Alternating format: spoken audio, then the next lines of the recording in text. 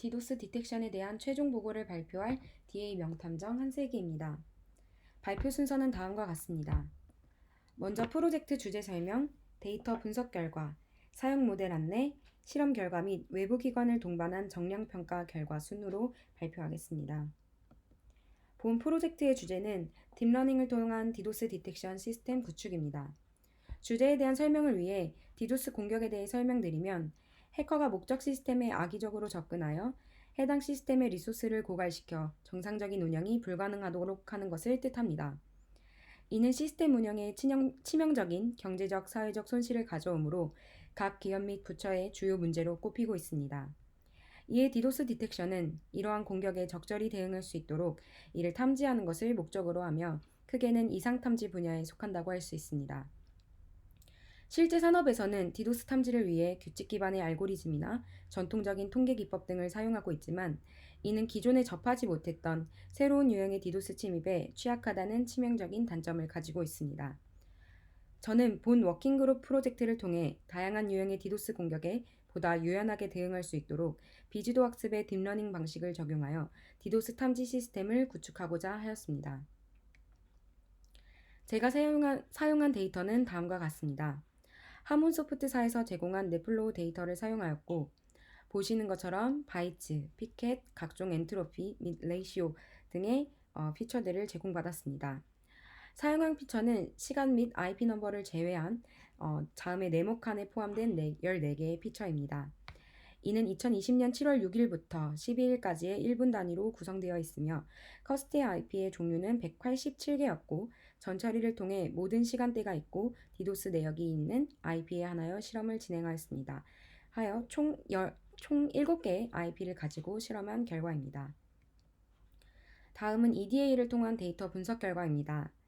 해당 그래프는 IP8879의 일주일간 데이터 플로우를 시각화한 것으로 해당 IP가 가진 패턴 및 주기성을 확인할 수 있었습니다. 보시면 여기가 6일이고 13일이며 매일같이 조금 비슷한 형태로 반복되는 것을 확인할 수 있습니다. 한편 이를 확인해서 하루의 데이터만 살펴보면 이렇게 튀어오르는 몇몇 지점들을 확인할 수 있었습니다. 이 지점은 디도스 발생 지점으로 패턴의 급격한 변화가 일어남을 시각적으로도 확인할 수 있었습니다. 이러한 특성은 모든 IP에 대해 동일하게 확인되었으며 모든 IP가 동일한 패턴을 갖는 것은 아니라 IP별로 개별적인 데이터 패턴을 갖는다는 것을 알 수 있었는데요. 이거는 IP8923번이고 데이터 플로우를 보시면 이런 식으로 형성이 되는데 앞서 보셨던 8879번과는 조금 다른 양상으로 나타나는 것을 확인할 수 있었습니다. 또한 IP8923 역시 이렇게 디도스 지점에서는 급격한 패턴의 변화가 일어나는 것도 확인할 수 있었습니다. 이러한 데이터 분석을 바탕으로 넷플로우 데이터의 시계열성 및 주기성을 확인하였고 디도스 디텍션에 있어 과거 데이터의 이력을 참고하는 것의 중요성을 알 수 있었습니다. 이에 단일 패킷을 기준으로 디도스를 탐지하기보다 연속적인 네트워크 패킷 데이터를 사용하는 것이 탐지 퍼포먼스의 개선을 가져올 것이라고 판단하였습니다. 이에 저는 컨볼루셔널 오토 인코더라는 모델을 사용했는데요. 다음으로 정상 데이터만 학습을 시켜 정상 데이터가 들어왔을 때 잘 복원해내며 정상이 아닌 새로운 유형의 데이터가 들어온 경우에는 그 복원율이 조금 떨어짐을 이용하고자 했습니다. 또한 데이터의 연속성을 고려하기 위해 오토 인코더의 인코더와 디코더 단에 컨볼루셔널 1D를 적용하였는데요. LSTM을 적용한 LSTM 오토 인코더도 모델링을 했으나 상대적으로 컨볼루셔널 오토 인코더의 성능이 더 우수하여 최종 모델로는 컨볼루셔널 오토 인코더를 사용하였습니다. 해당 모델을 위해 전처리한 과정은 다음과 같습니다. 앞서 말씀드린 대로 디도스 이력이 존재하는 IP에 대해서만 데이터를 선정하였고 디도스 이력이 동시에 발생한 경우 하나만 남겨두고 모두 제거하였습니다. 또한 타임 시퀀스는 5로 설정하여 과거 5분 데이터를 참고하여 현재의 디도스 여부를 판단할 수 있도록 하였습니다. 또한 민맥스 스케일러를 통한 정교화도 진행하였습니다. 다음은 실험 결과인데요. 앞서서는 이제 오토인코더로 진행을 했는데 이 실험을 위해서 VA를 적용해보기도 했었습니다.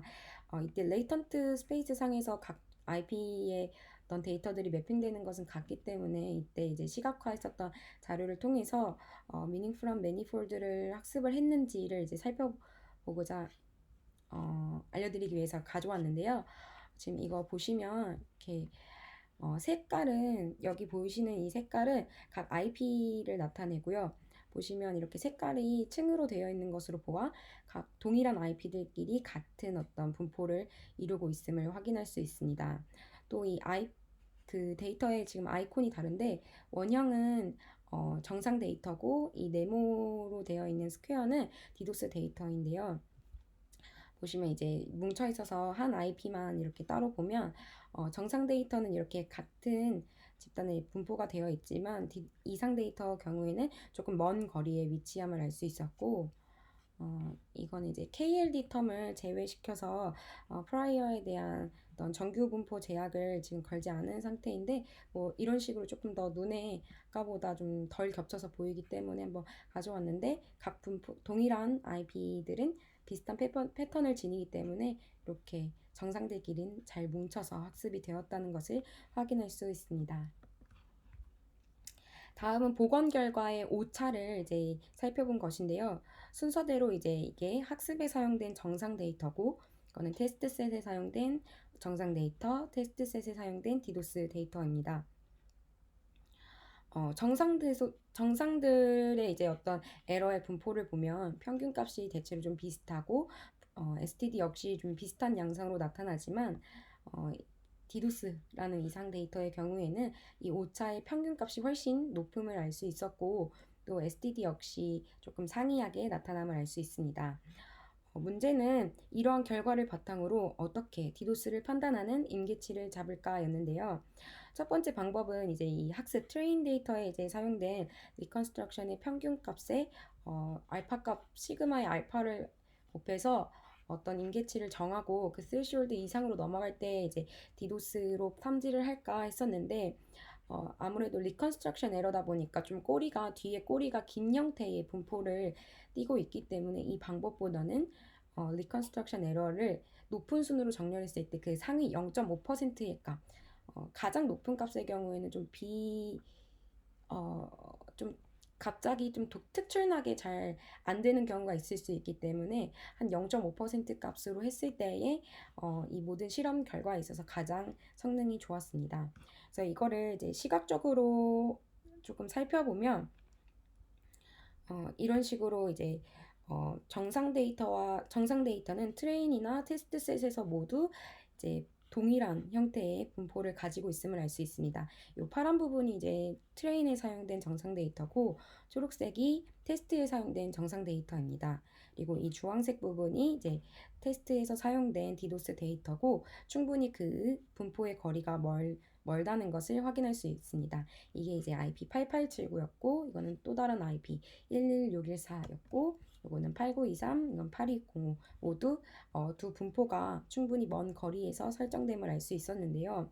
이제 한 가지 아쉬운 건 이 같은 데이터는 0.5%로 했을 때에 디도스 데이터를 걷는 것이 조금 더 합리적이지만 이런 경우에는 충분히 그 거리가 훨씬 멀기 때문에 가장 높은 리컨스트럭션 에러 값을 설정해도 자기의 어떤 정상 데이터를 희생시키지 않고 분명히 디도스를 전부 탐지할 수 있죠. 이 경우는 이 부분을 임계치로 하게 되면 이 정상의 새 값은 이제 이상으로 판단되는 오차가 생깁니다.